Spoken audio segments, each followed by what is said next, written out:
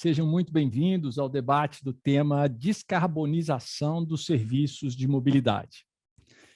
Eu me chamo Humberto Maciel, sou sócio fundador da Optai e, como parceiro da MoveMe no Brasil, eu vou ser o anfitrião do debate de hoje. A MoveMe é uma premiada agência boutique especializada em arquitetura de mobilidade compartilhada, que envolve o desenho, planejamento e a implementação de novos serviços de mobilidade compartilhada. Em seu histórico, a MoveMe tem mais de 60 projetos espalhados por diversos lugares do mundo, lidando tanto com compartilhamento de veículos em um projeto multinacional, como para Car2Go, quanto para auto, especificamente na América Latina. Desde compartilhamento de bicicletas para a Velib de Paris, até projetos de mobilidade como um serviço, tipo MaaS, que combinam compartilhamento de veículos e bicicletas com os serviços de transporte público. A nossa empresa, a Optai, vem trabalhando em parceria com a MoveMe e oferece soluções de tecnologia para mobilidade inteligente, contribuindo com a compreensão do cenário de transportes urbanos no Brasil.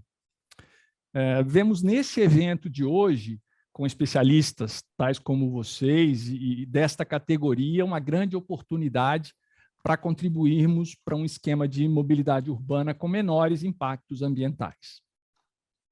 Eu saúdo os meus convidados de hoje, a doutora Evangelina Vormitag, médica e diretora executiva do Instituto Saúde e Sustentabilidade, Marília Hildebrand, arquiteta e urbanista do Mobilize Brasil, Aguiar Costa, coautor do livro Mobilidade Urbana, Conceito e Planejamento no Ambiente Brasileiro, atua no Ministério do Desenvolvimento Regional na área de mobilidade urbana. Sejam todos muito bem-vindos, é um prazer estar aqui com vocês. Eu gostaria de franquear a palavra inicialmente para a doutora Evangelina, para que ela faça as considerações iniciais antes da gente entrar no debate com as perguntas. Muito boa tarde a todos, sejam bem-vindos. Eu tenho um imenso prazer, agradeço o convite em estar participando desse debate. Eu dirijo o Instituto Saúde e Sustentabilidade, que é uma organização não governamental que tem como propósito a defesa da saúde em relação a questões socioambientais, especialmente a poluição do ar e a mudança do clima.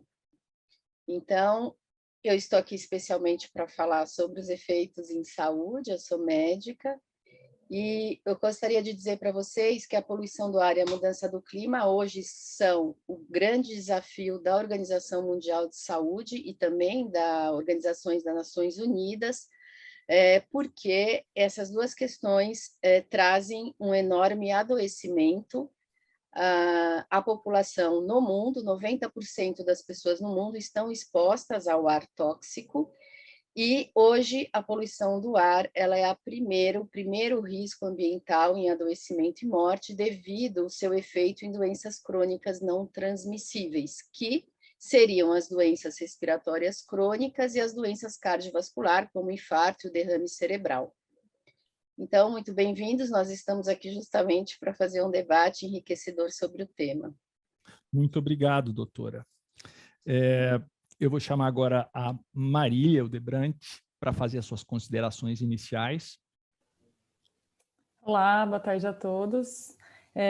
Agradeço a oportunidade, o convite por estar aqui. Eu sou arquiteta urbanista de formação, mestre em planejamento urbano e regional, e estou atualmente colaborando no Portal Mobilize Brasil, coordenando algumas campanhas e estudos, e venho aqui trazer um pouco da nossa visão, né, enquanto uma organização da sociedade civil que tenta lutar junto com nossos parceiros e outras organizações para, digamos assim, ecoar o debate da mobilidade urbana sustentável para o público comum, para a sociedade mais ampla. E, bom, acho que no tema da descarbonização e da mobilidade urbana, eu entendo que é preciso pensar em que modelos a gente quer sustentar ao longo do tempo. Então, acho que, como uma fala inicial, assim, para startar um pouco essa conversa, acho que é importante a gente pensar ao longo do tempo que modelos fazem sentido, né? Se simplesmente pensar em inovações tecnológicas nos dão saídas para as cidades brasileiras, né? Que vem enfrentando problemas aí de diversas ordens, né? Não só ambientais, mas sociais. E acho que pensar em mobilidade urbana é pensar também em saídas de muitas dimensões, né? Que envolvam também diferentes parcelas da população e que tragam possibilidades e alternativas que apontem para um caminho diferente do que o que a gente vem enfrentando hoje. Então, acho que falar um pouco sobre veículos elétricos, ao meu ver, particularmente, não me faz enxergar um modelo diferente de cidade. Então, eu acho que acho que a gente não pode ser refratário a novas tecnologias, mas a gente tem que pensar conscientemente como elas podem nos ajudar a mudar estruturalmente problemas que estão aí, né, entranhados na nossa sociedade. Agradeço a sua fala. Muito relevante a sua fala. Realmente são questões muito importantes e que geram bastante questionamento. Agora eu gostaria de ouvir o Aguiar, nessa fala inicial, Aguiar, para a gente seguir para o debate. Bom, boa tarde a todos. Primeiramente, agradeço aí pelo convite, pela oportunidade de estar aqui. Eu atuo já na área de mobilidade urbana já há 13 anos, desde 2008. Atuei desde o extinto Ministério das Cidades e hoje no Ministério do Desenvolvimento Regional. Como aí foi falado no meu livro, que ele trata muito dessa questão do conceito de mobilidade urbana e do planejamento. Sobre o conceito de mobilidade urbana, eu estou aí na área desde o surgimento da Política Nacional de Mobilidade Urbana, que é relativamente nova, de 2012. Então, já trabalhei muito com a fase de divulgação, de capacitação dessa política. E a fase de planejamento de mobilidade urbana é uma área que eu venho atuando até hoje, no apoio na elaboração dos planos de mobilidade urbana. Porque, como é falado no meu próprio livro ali, a gente tem uma metodologia mais simplificada para os municípios menores atuarem nessa questão de planejamento. E aí, linkando um pouco essa questão de mobilidade sustentável com planejamento da mobilidade, aí eu espero ao longo do debate trazer outros aspectos o caminho para a mobilidade sustentável não é só, pegando um gancho no que a Marília falou, não é só a troca de combustível, que não adianta nada a gente sair de veículos movidos a diesel para veículos elétricos para estar preso em condicionamento da mesma forma. Mas, pelo caminho da mobilidade urbana, com uma correta implementação dessa política, a gente tende a caminhar para um desenvolvimento sustentável, mesmo que, às vezes, até alguns elementos que não envolvam a troca de combustível podem melhorar, reduzir as emissões por questão de gestão da política de mobilidade urbana. Certo. É muito interessante essa abordagem, no sentido em que a mobilidade pode se transformar num catalisador do desenvolvimento social, e não só atendendo às demandas pré-existentes de deslocamento, né? Então, isso é um ponto de vista, uma perspectiva completamente diferente que a gente pretende abordar aqui. Muito obrigado pelas considerações iniciais, e eu acho que eu vou começar pela doutora Evangelina, com um dado referente à pesquisa dela. Segundo levantamentos da Organização Mundial de Saúde, mais de 90% da população mundial não respira um ar de boa qualidade e está exposta a riscos diários, resultando em 7 milhões de mortes anuais, dentre elas 600 mil crianças. A toxicidade atmosférica foi destacada como impacto comparável ao tabagismo, tendo em vista que ela pode causar os mesmos malefícios de fumar um maço de cigarro por dia em grandes regiões metropolitanas. Como a mobilidade está nessa equação diária? Qual é o impacto dela? Isso mesmo, Humberto.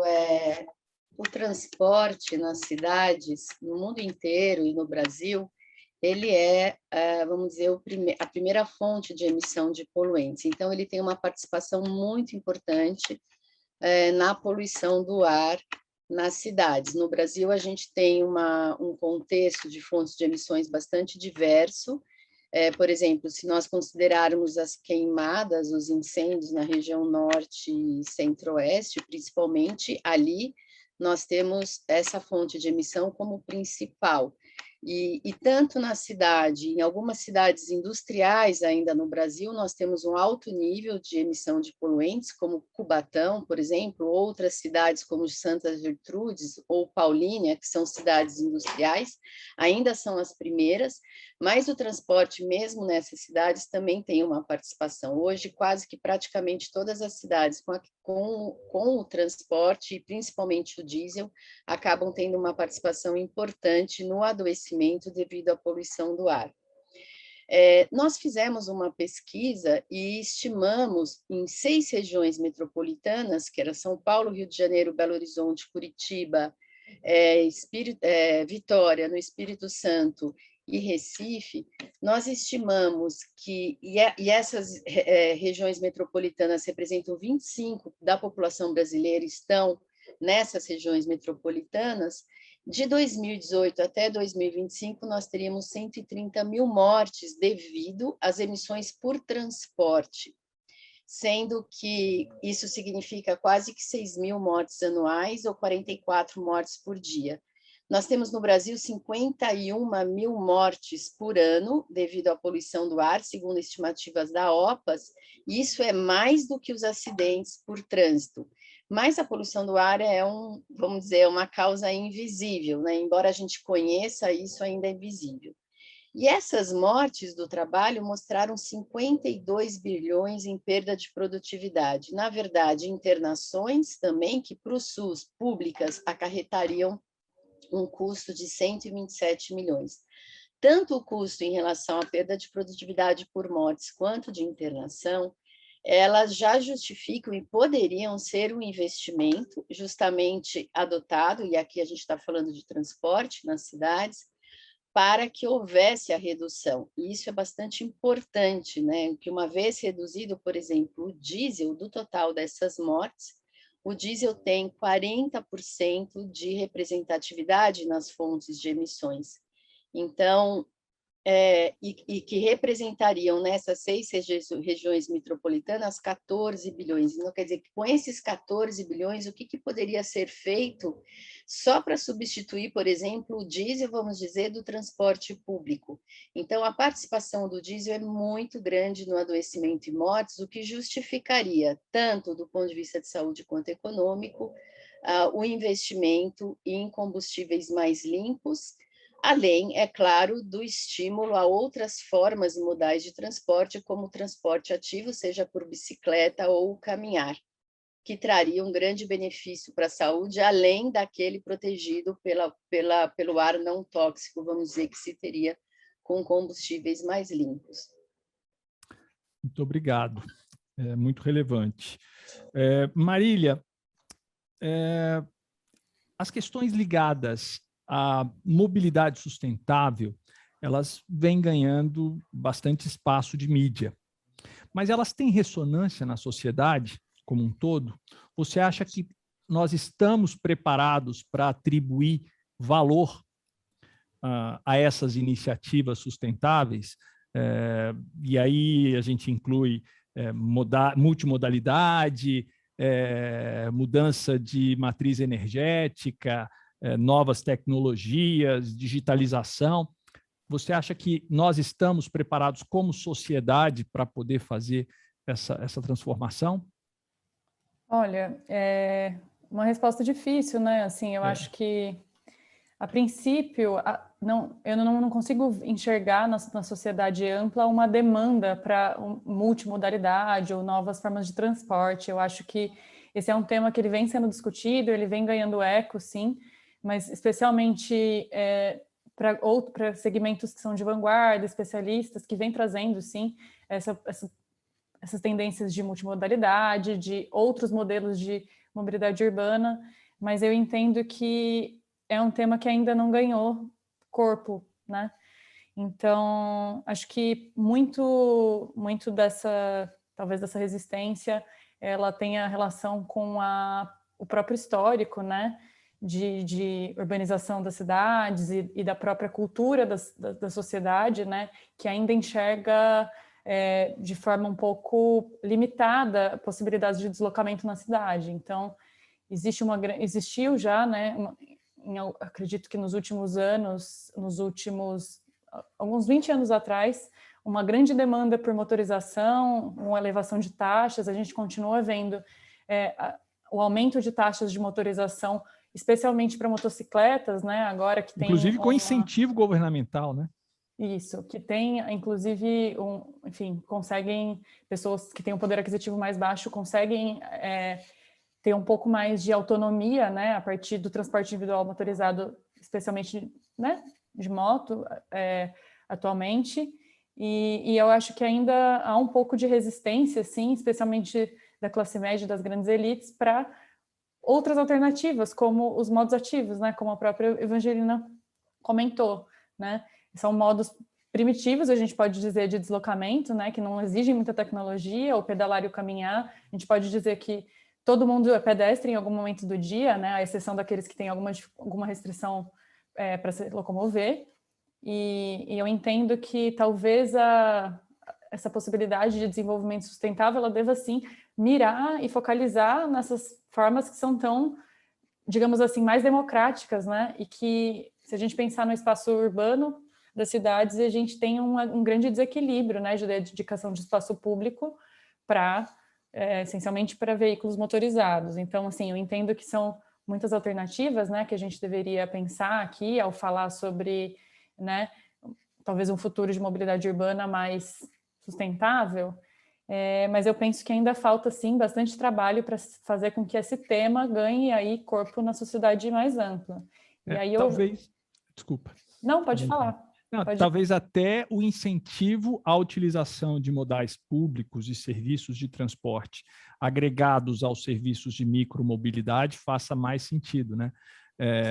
Uma vez que o simples fato de tirar um carro da rua, independente da matriz energética dele, pode ser determinante para a gente economizar esse impacto, ganhar espaço nesse impacto ambiental que a gente causa no setor de mobilidade, não é? Eu diria que, acho que talvez o grande momento que houve uma adesão da sociedade civil foram um evento simbólico, foram as manifestações de 2013, que demandavam, né, assim, inicialmente por reduções de custos de transporte. Então, assim, quando a gente fala em avanços tecnológicos, mudança de matriz energética, eu acho super fundamental, né? Afinal, a própria doutora Evangelina já situou aí, né, para a gente o debate de como isso é relevante, mas pensar também que a gente aqui no Brasil, né, ao olhar para talvez países mais desenvolvidos, a gente tem muitos passos, né, a dar.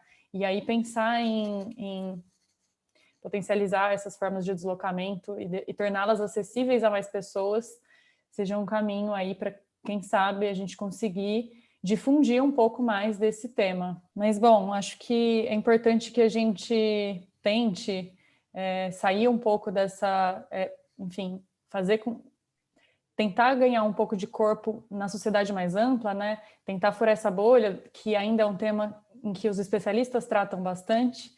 E eu, enfim, comentei que eu acredito que as manifestações de 2013, elas foram um momento simbólico, assim, de talvez onde houve uma faísca inicial sobre o tema de transporte, né? Em que, enfim, as pessoas passaram a debater isso politicamente e ativamente, de forma organizada, né? Pelo menos no momento inicial, e que essa faísca ela saiu justamente do custo do transporte, né? Então a gente precisa pensar, eu entendo que para fazer com que esse debate ganhe eco na sociedade civil de forma mais ampla, é preciso que a gente pense em ampliar as formas de acesso, né, das pessoas aos diversos modos de transporte, né? Sejam eles motorizados e com uma outra matriz energética, sejam eles a partir do impulsionamento de modos coletivos e modos ativos. Então, eu acredito que a gente precise, enfim, tentar fortalecer e a partir de, enfim, talvez da grande mídia ou de organizações enfim, momentos como esse que a gente está tendo aqui, que a gente possa, enfim, trazer um pouco mais, trazer mais pessoas para esse debate, para que a gente consiga construir essas pontes e ampliar cada vez mais esse tema, né, e trazer pessoas que se interessem por isso e possam ajudar nessa luta. Muito, muito interessante. O Aguiar, você, na sua opinião, como é que a mobilidade urbana sustentável deve ser pautada nesse ambiente, nesse cenário que a gente está vivendo, né? Em que a gente discute várias questões ao mesmo tempo, né? A mudança de matriz energética, a importância, a relevância do setor de transporte público, a aderência aos planos de mobilidade, essas questões ligadas à mobilidade sustentável, como é que ela deve ser pautada prioritariamente? Então, acho que, primeiramente, é bom ter clareza que a mobilidade urbana é uma questão que depende de vários fatores. Então, não é só transporte público e, muito menos, não é só transporte de carro e trânsito.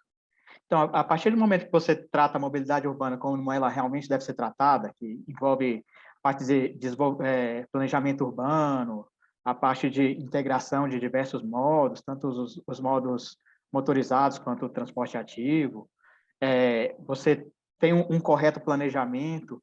Essa questão do planejamento ela é fundamental para a implementação da política de mobilidade urbana. Pegando aí o gancho aí do plano de mobilidade urbana, ele passa por diversos assuntos ali ao longo da sua elaboração, desde circulação viária, transporte não motorizado, transporte de cargas, transporte público, que o município, ali atentar para todos aqueles fatores, ele acaba indo para desenvolver uma mobilidade urbana mais sustentável, né? E aquilo que eu falei anteriormente, que não seria só troca de combustível, mas diversos outros fatores podem contribuir para isso. A gente tem um exemplo de um trabalho que a gente fez, se eu não me engano, em 2014 ou 2013, um plano setorial que a gente fez sobre mudanças do clima lá no Ministério, que a gente trazia algumas medidas para redução de emissões, e a gente fez isso baseado, basicamente, em mudança modal. Ao se criar um corredor de ônibus, ao se criar um metrô, você acaba migrando pessoas que usariam o transporte individual para aquele sistema público. E só se você tirar pessoas do carro para aquele sistema, porque às vezes passa a impressão que o ônibus é o vilão, que o ônibus está poluindo muito. Mas, de certa forma, se deve buscar combustíveis mais limpos, né? O diesel não é indicado, mas só de você trazer pessoas que estariam no seu transporte individual para o transporte coletivo, você já promove essa redução de emissões. Então, é um caminho que a gente tem que seguir. Da mesma forma, a integração com os modos não motorizados, principalmente no início, para o primeiro e para a última milha ali. E também, às vezes, você tem muita resistência assim, dos municípios, que às vezes querem fazer as obras só voltadas para o transporte individual motorizado, né?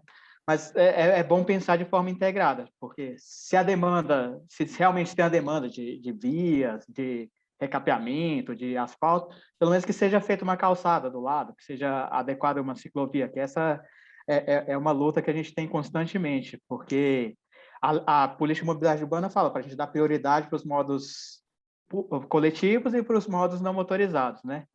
Então, já que a gente tem essa demanda sempre tem essa demanda de vias para o transporte individual, então que pelo menos que a gente coloque uma calçada adequada para o pedestre, que a gente coloque ciclovia sempre que possível, porque às vezes você tem a realidade lá que os gestores municipais falam, mas aqui o pessoal anda muito de carro, mas a experiência que a gente tem é que você criar infraestrutura, as pessoas acabam usando, porque às vezes não se dá a oportunidade das pessoas acessarem aquele tipo de infraestrutura e subentende que não seria utilizado.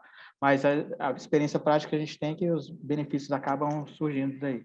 Tem uma brincadeira que se faz no setor de transporte, que fatalmente você já ouviu, que faz referência àquele filme Campo dos Sonhos, que diz que build it and they will come.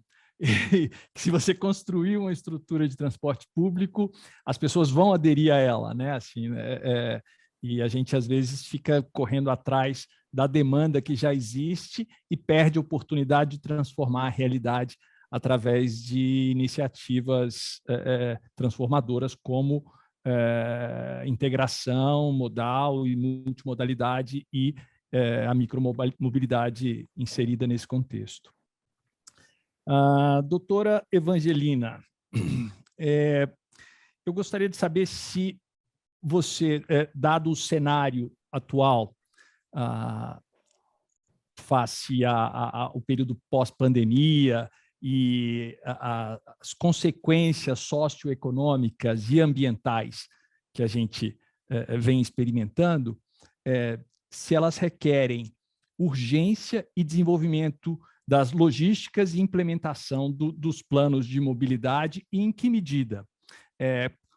A gente sabe que a crise ambiental é um fator de preocupação para todos nós, mas muitas vezes a gente tem a impressão de que a gente tem tempo para resolver. Eu queria a sua opinião a respeito disso. Nossa, sem dúvida. Eu acho que existe uma urgência realmente no desenvolvimento da mobilidade no país. Isso se deve, em primeiro lugar, ao que acarreta, né, a saúde da população, mas não apenas, também ao meio ambiente. Nós temos até leis, na verdade, resoluções e algumas leis, mas o que acontece é que é mais baseado em resoluções que são construídas no Conselho Nacional do Meio Ambiente, mas que são normativas infralegais, e com isso a gente não consegue que haja o cumprimento delas como deveria. Há exemplo, por exemplo, do monitoramento de qualidade do ar no Brasil, enfim. Mas nós temos também, por exemplo, até leis, por exemplo, da inspeção veicular, é um exemplo dela, ou o próprio PROCONV, né? Na verdade é uma resolução, mas é um programa que trouxe muitos benefícios, mas que não são cumpridas. E eu gostaria de trazer o exemplo da cidade de São Paulo, porque as políticas, tanto nacional, estadual ou municipal da mudança do clima, que já previa a substituição de combustíveis limpos, elas não foram cumpridas. Em São Paulo, o artigo 50 dessa lei da mudança do clima, ela tinha a meta de até 2018 substituir toda a frota de ônibus por combustível limpo. Isso não aconteceu. E aí, em 2018, veio uma lei para substituir o artigo 50 deles, e uma lei muito interessante em São Paulo. Por que ela é interessante? Porque ela consta tanto a substituição gradual e homogênea para atender índices de redução, ou seja, ela tem metas de redução. Então, a frota de ônibus precisaria ter uma composição tal que atingiria as metas de redução da emissão, mas que, infelizmente, desde 2018 ainda não se deu início. Então, existe um lado que eu acho que no Brasil há uma urgência em cumprimento das leis, que se tivessem sendo cumpridas, o PROCON vê outro. Nós estamos comparado ao Euro 6 da Europa, né, em termos de fase de implementação e motorização da frota de ônibus ou veículos pesados, muito atrasada, de 12 anos comparado à Europa e Estados Unidos. Sendo que na Europa já agora vão banir o diesel do transporte, então eles estão muito mais avançados, né? E com isso a gente não progride.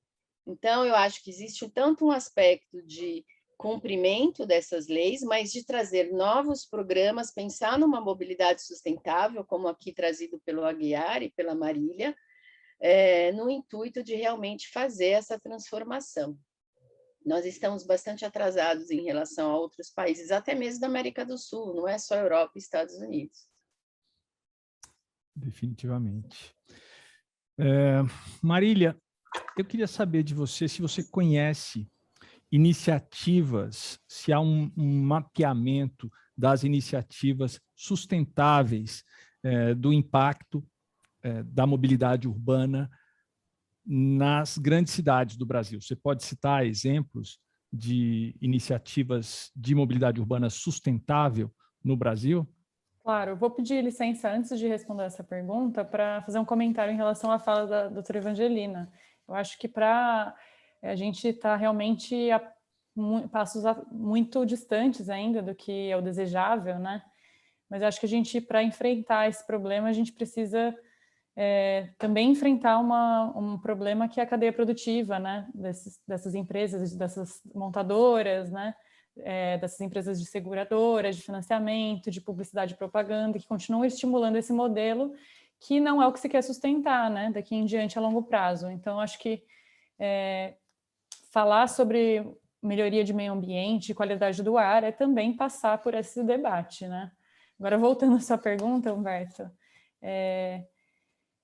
em relação a iniciativas de âmbito nacional, assim, acho que é difícil, eu desconheço, não acho que tenha uma plataforma que centralize, que faça um mapeamento, né, de grandes empreendimentos sustentáveis, né, nessas grandes cidades, mas eu conheço vários projetos, várias iniciativas que lidam com essa questão do desenvolvimento sustentável em áreas específicas, né? Vou citar alguns. A partir do Instituto Clima e Sociedade, eu acho que é possível mapear algumas dessas iniciativas, porque é um instituto que fomenta, né, iniciativas nesse sentido, né, de mitigação climática e na área de mobilidade mesmo. Um dos projetos que eu vou citar aqui é o projeto Como Anda, que é coordenado por duas organizações da sociedade civil, que é o Corrida Amiga e Cidade Ativa, que tentam mapear projetos que, digamos assim, promovem a mobilidade a pé no Brasil. Então, dentro do site do Projeto Como Anda, lá você pode encontrar diversas iniciativas que promovem a mobilidade a pé em inúmeras cidades brasileiras. Tem também o Observatório da Bicicleta, que é puxado pela União de Ciclistas do Brasil, e também, enfim, promove aí a mobilidade por bicicleta. Tem também a pesquisa Quali-ônibus do WRI, que é um instituto, uma organização internacional, mas que também atua no Brasil, e aí vem tentando avaliar e melhorar, né, a partir de parâmetros de desempenho, o transporte coletivo para criar, assim, um ciclo virtuoso, né, de benefícios. Eu, salvo engano, acredito que eles também devam tratar sobre combustíveis, né, dos ônibus. Perfeito. Além disso, eu acho que tem a plataforma Mobilidados, que é do ITDP, também uma organização internacional que trata um pouco sobre essa perspectiva de multimodalidade, né? Principalmente olhando para transporte coletivo e modos ativos, e que tem uma plataforma de dados de âmbito nacional. Acho que, por último, eu queria citar o projeto do Mobilize, né? Que ainda em 2011, quando o tema da mobilidade era bastante embrionário aqui, né? Ainda não tinha a promulgação da Lei Nacional de Mobilidade Urbana, tentou fazer um levantamento e conseguiu levantar dados de 9 capitais, né, em termos de desenvolvimento de mobilidade urbana sustentável, e que agora, para 2022, vai lançar uma nova pesquisa tentando abranger as 27 capitais. Além disso, sei que tem o Sistema Nacional de Informação de Mobilidade Urbana, que acho que até o Aguiar pode comentar, que foi recém-lançado agora pelo Ministério do Desenvolvimento Regional. Ele não tem uma abordagem especialmente ou um filtro que olhe para modos de mobilidade urbana sustentável, mas é uma plataforma que tenta concentrar também dados de todas as capitais. Então, acho que algumas iniciativas que podem ajudar aí quem tiver interesse em se apropriar um pouco mais do tema. Valeu, muito obrigado. Aguiar, a gente tem muito poucas cidades que atendem às exigências para a elaboração dos planos de mobilidade. Na sua opinião, qual é o maior desafio que essas cidades enfrentam para que elas se adequem a esses planos de mobilidade que elas têm que fazer? Bom, eu vou responder essa pergunta, mas só que antes eu vou complementar isso aí que a Marília falou. Em relação a esse sistema de informação de mobilidade urbana, foi até um projeto que eu trabalhei nele lá no início, agora ficaram com outras pessoas responsáveis com isso daí. Mas é uma lacuna que a gente viu no próprio setor de mobilidade urbana, que a gente não tem uma plataforma única que você tenha diversas informações em nível nacional sobre mobilidade urbana em geral. Desde questão de tarifa, de infraestrutura, de frota, até questões de emissões ambientais, e evoluções tecnológicas. Então, a ideia do Sistema de Informação em Mobilidade Urbana, o SIMU, que tem lá no site do Ministério do Desenvolvimento Regional, é abarcar informações em geral, né? Ser uma grande base de dados para fornecimento de informações, para dar acesso tanto aos gestores quanto à própria sociedade. E aí, Por enquanto, ele não tem ainda a abrangência de dados ainda que a gente deseja, porque foi iniciado agora, no mês de setembro. Tem dados lá só cidades acima de 250 mil, mas a ideia é que, com o passar do tempo, ele evolui e seja uma grande fonte de informações nacionais de mobilidade urbana. Obrigado. Sobre a questão do planejamento da mobilidade urbana, eu acho que tem aí... Primeiro, acho que tem uma falha até do ponto de vista do governo federal, porque a lei de 2012, e ela dava o prazo de 3 anos para a elaboração do plano de mobilidade, a gente venceu-se esse prazo, se prorrogou, venceu esse prazo, se prorrogou de novo, e agora já é a terceira prorrogação, aí, que vence em 2023 para os... Não, 2022 para os municípios acima de 250 mil e 2023 para os municípios abaixo de 250 mil. As punições não estão determinadas ainda, né? Não, esse é o problema, porque se não tivesse punição, ninguém ia se preocupar em adiar. Mas o problema é que a punição o município fica impedido de receber recursos públicos federais. A punição é severa demais. E aí sempre quando chega nessa época se dá punição e aí tem uma grande revolta e acaba se prorrogando esse prazo. Então, eu acho também que do âmbito dos municípios, acho que tem... No Brasil, em geral, você tem falta de cultura de planejamento das coisas, né? Você tem muito... Quando a gente tem, igual a experiência que a gente tem no Ministério, às vezes você lança programas com recursos ali para infraestrutura e se falta projeto. E aí o planejamento é uma etapa anterior ainda. Se falta projeto, então o planejamento é o que falta mesmo. Mas eu acho que é muito falta assim de começar mesmo, porque até um pouco do que fala o meu livro lá da metodologia simplificada, ela é feita para municípios até de certo para os municípios maiores é um assunto bem complexo mesmo. Mobilidade urbana é uma questão bem complexa mesmo. Mas para a maioria dos municípios, que a gente pegou ali um corte de 100 mil habitantes, que representa mais de 85% dos obrigados, a gente viu que é possível fazer esse plano de uma forma simplificada, usando a própria equipe técnica local, sem precisar de contratação de consultoria, porque na maioria das cidades é claro para todo mundo ali quais são os principais gargalos, quais são as principais vias, quais são os principais trechos de origem e destino da população.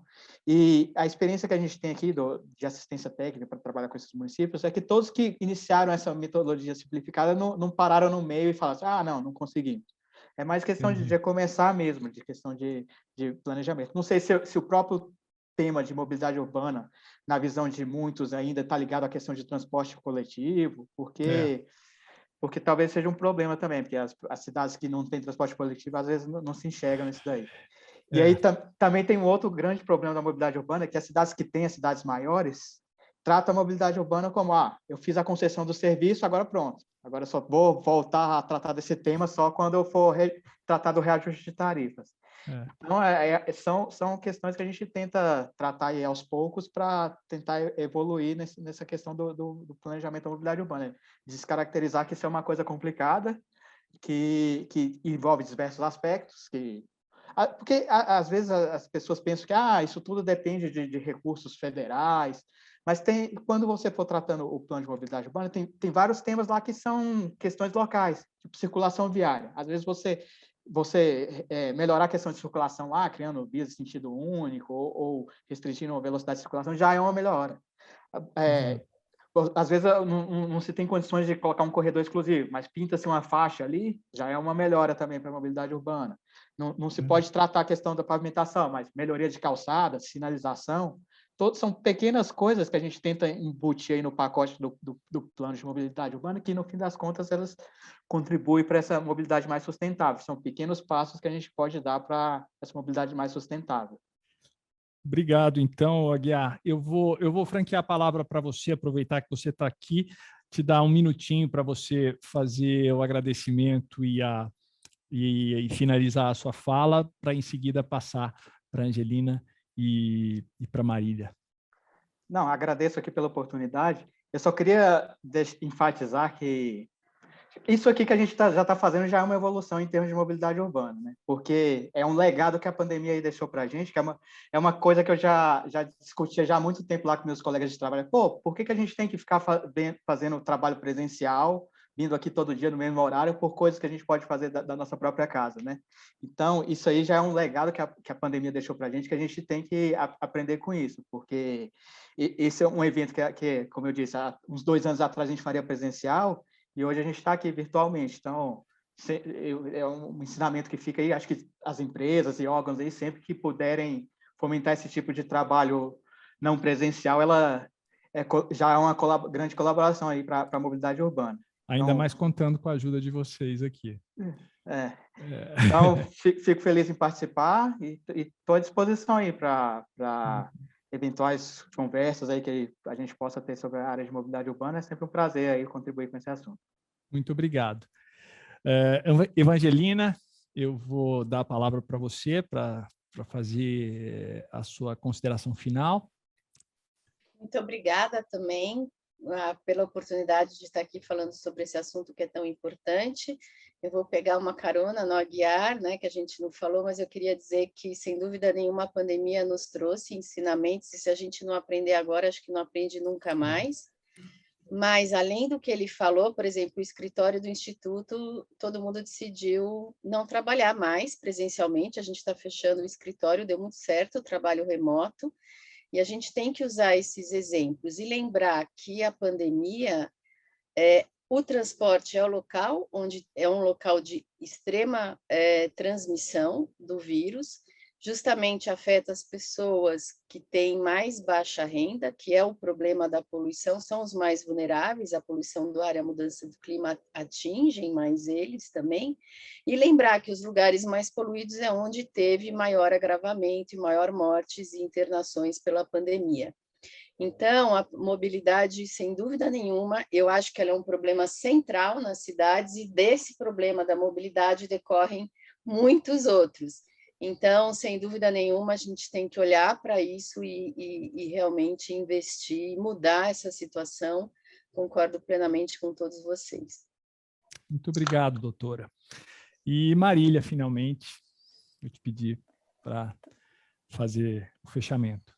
Também queria agradecer a oportunidade de estar aqui, né, de poder expor aqui um pouco do trabalho do Portal Mobilize, mas também de aprender aqui com os meus colegas, né, a gente está sempre trocando informações, então esses espaços eles são muito produtivos para a gente conhecer outros trabalhos, então fico feliz de estar ocupando esse espaço ao lado dessas pessoas. Queria dizer também, né, que acho que para tentar promover um pouco desse debate e tentar furar um pouco dessa bolha que a gente está aqui, talvez com outras tantas pessoas que vão nos assistir, a gente do Mobilize vem tentando ser um portal desde 2011, né? Agora a gente completa 10 anos que tenta comunicar de uma forma um pouco mais simplificada, né? A gente está falando sempre sobre dados muito técnicos que às vezes não alcançam pessoas que estão aí de alguma forma envolvidas cotidianamente com mobilidade urbana, né? Afinal todo mundo se desloca pela cidade, especialmente aqueles que não, né? Que talvez são privados em termos econômicos, né? De terem a possibilidade de estar aqui como nós, né? Num home office, enfim, numa atividade remota, mas a gente tenta também fazer essa comunicação e trazer esse assunto para que mais pessoas possam se apropriar do tema. Então, acho que convido aqui a todos que estão assistindo e aos meus colegas a gente tentar sempre fazer esse esforço de não falar só entre especialistas, mas também tentar chamar pessoas comuns para participar, né? Afinal, todo mundo deve ter possibilidade de se apropriar desse tema que é tão caro para todo mundo, né? E que faz tanta diferença, pode vir a fazer tanta diferença na vida das pessoas como um todo. Acho que eu encerro por aqui. E eu vou pegar o gancho do que você está dizendo e agradecer muitíssimo a oportunidade de ter tido vocês aqui, de ouvi-los, e dizer que, tal como você disse, a gente pode replicar esse conteúdo e multiplicar essas ações indefinidamente com as nossas redes sociais. Se vocês desejam acompanhar esse tema e ouvir outros conteúdos relevantes ligados às tendências de mobilidade urbana e compartilhamento, uma opção é seguir a MoveMe no LinkedIn e se inscrever na nossa newsletter no moveme.net. E a gente vai estar sempre recheado de boas e novas notícias ligadas à inovação no setor de mobilidade urbana. Muito obrigado a todos, foi um prazer estar aqui com vocês, viu?